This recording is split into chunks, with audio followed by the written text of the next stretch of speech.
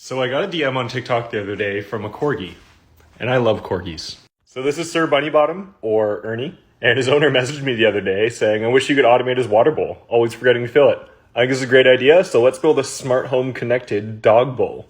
Okay, let's see if we can throw something together here. All right, I think I found something we can make work. These are rain sensors. I bought these for another project a few weeks ago. They were like under $1 a piece. The way these things work is they have these metal contacts, and depending on how much moisture there is on these contacts, it'll output a value out of one of these pins from 0 to 1. So my super rough theory here is to have this placed on the side of the dog bowl, and then when the dog bowl's empty, we'll be able to send a notification to our smart home and devices saying it needs to be filled. So before we do anything crazy, let's just prove this is going to work. So we got the sensor here hooked up to the Arduino that's feeding data out to the computer. You can see here when it's out of the water, it's feeding a value of 0.00. And when we dip it in the water, it should tick all the way up to almost 1. So we know the sensor's working. Now we can program this board to feed that data to our smart home to let us know when the bowl needs to be filled or not. So I wrote some code using a tool called ESP Home. In short, it's outputting a sensor to my smart home where if that value is less than 50, needs to be filled sensor goes to true. Pretty simple. Let's see it in action. Here we go, moment of truth. We have our smart home sensor here, dog bowl. We have the sensor really sketchily hot glued to the side of the bowl, and we got the dog bowl filled with water. So when our dog drinks all the water, we'll just dump it out here for an example. The sensor should flip on. Awesome, so that's working. Let's set up some automations and notifications for this. Now through our smart home software, we could do things like set it up to send us notifications on all of our devices when the water needs filling. And this is where things get really cool. You could use smart home automations to set up visual indicators for everybody else in your house. So I have automation here when the dog bowl sensor is triggered, turn on that light to a blue color until it's refilled. So you'll see here, if a dog drinks all of the water, you'll see here in just a second, that light there will illuminate blue, letting the whole household know that the dog bowl needs to be filled. And then when it's filled back up, the light will turn back off. Super, super cool. Like some of the stuff I build is kind of ridiculous, but the fact that you can have a light indicating when the dog's water needs to be filled, even for like the kids to see, is pretty neat. And while I know it looks sketchy, because it is, this would be fairly easy to clean up and hide away all the wires and actually have it looking half decent. I could even very easily 3D print an enclosure for this thing so there's no exposed wiring or metal at all. But I'm not going to do that because I actually don't even have a dog. This was a super fun project though, and for $5 in parts, I think it turned out pretty well. If you guys do like this, I'm happy to refine it a little bit more, maybe print a case for it, clean it up a little bit. Let me know, but thanks for watching. I appreciate all of you.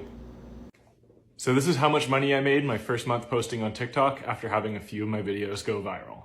So before we get into the numbers here, I want to make something very, very clear. I'm going to be showing you some pretty large figures here, but I want to emphasize that I'm not posting this to brag, gloat, or anything like that, but I'm actually posting it for 3 very specific reasons. Reason number 1 is I made this thing to share with you guys things I enjoy and find interesting, and the growth, analytics, and numbers side of TikTok is always something I found super, super cool. Number 2 is I hope to actually help out some other creators by sharing this stuff. I have a little bit of a background in marketing, so I kind of know how to navigate some of this stuff. And reason 3, most importantly, I just want to be transparent with you guys. I want to show you guys what's going on and how everything's working. Anyway, let's get into the good stuff. So us creators have 3 different ways that we make money here on TikTok. The first one is the Creator Fund. This is basically money that TikTok pays you directly for views on your videos. You're basically getting a small cut of the revenue that's generated from the ads running on your videos. Unfortunately, this is pretty much only available to creators in the United States. I'm in Canada, so I made a grand total of $0 off the Creator Fund. The next way creators make money, and the main way for most creators, is sponsorships and collaborations with brands. Despite lots of offers in my first month, I really wanted to focus on producing quality content and not just selling stuff all the time. So I rejected every sponsor for my first month. I am entertaining some now for brands I really align with and ones I already use. But for my first month, I did 0 sponsors and brands deals, so there was $0 revenue there. The third way we make money are through what are called affiliate commissions. This is when you have a unique link to a product on your page or in your bio or whatever, and then whenever somebody purchases the product through that link, you get a certain percentage of commission from that sale. There are 2 ways to set up a deal like this. One is working directly with a brand. Usually when you do this, you usually get anywhere from 10 to 20% of the sale and revenue. This is super variable depending on a bunch of things. Or there's another way to set it up, which is what I do. And that's by using Amazon affiliate links. Amazon, the affiliate commissions are much, much lower. Most products, you're only getting anywhere from 5 to 1% commission on every sale you generate. So why would I use Amazon if the commission rates are so much lower? Well, on Amazon, I can get paid for any product on Amazon that I link out to. That means I can make whatever videos I want about whatever products I want. And should you guys choose to buy them, I'm going to link you out to Amazon, where you're probably going to buy them anyway. I'd much, much rather make my small cut there than link you guys out to a product I don't genuinely support and make a disingenuous video just because I make a little bit more money off of it.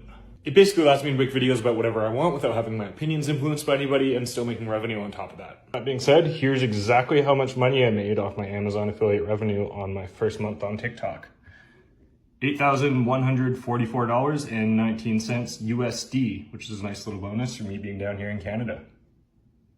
A very important caveat here is these affiliate commissions aren't really representative of what most TikTok creators will see. I happen to be in the tech and smart home niche, which just by happenstance revolves around products. So this monetization channel makes a lot more sense, whereas most other TikTok niches, that's just not the case.